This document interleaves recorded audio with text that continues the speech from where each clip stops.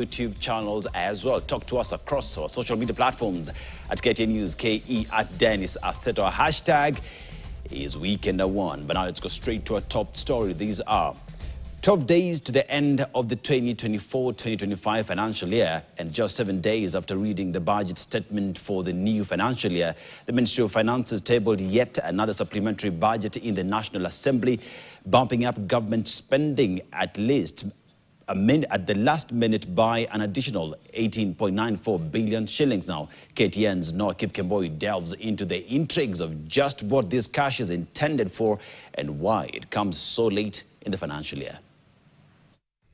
It is a rare third supplementary budget that was tabled in the National Assembly just shy of 2 weeks to the end of the current financial year. One, financial year 2024-2025 supplementary estimates number 3, project. 2, financial year 2024-2025 supplementary estimates number 3, recurrent estimates. 3, financial year 2024-2025 supplementary estimates number 3, development estimates. And lastly, Honorable Speaker, at 5, memorandum on financial year 2024-2025 supplementary estimates number 3. Honorable Speaker, I beg to lay. Prior to the financial year 2019-2020, the other recent time a third supplementary budget was seen is back in 2010. Overall, the biggest gainers in these additional allocations include State House with its 3.69 billion shillings increase earmarked for coordination of State House functions, goods and services, employees' compensation and acquisition of non-financial assets dominating the vote. Administration of statutory benefits for the retired presidents, however, took a hit and has been reduced by 81 million shillings.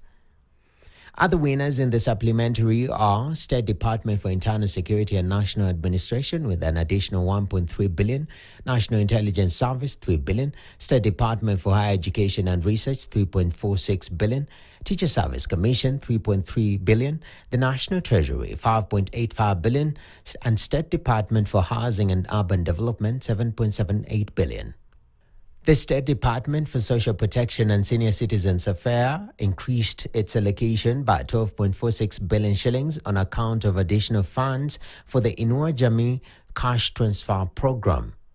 Worryingly, the biggest cuts by amount include at the State Department for Economic Planning by 12.07 billion shillings and State Department for Medical Services by 1.57 billion.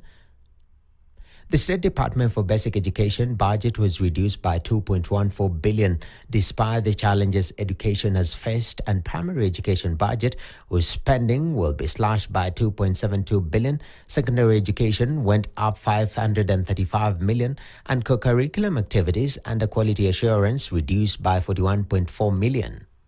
Other big cuts include State Department for Roads by 11.8 billion, State Department for Blue Economy and Fisheries by 1.2 billion, State Department for Youth Affairs and Creative Economy by 308 million, and State Department for Petroleum by 284 million.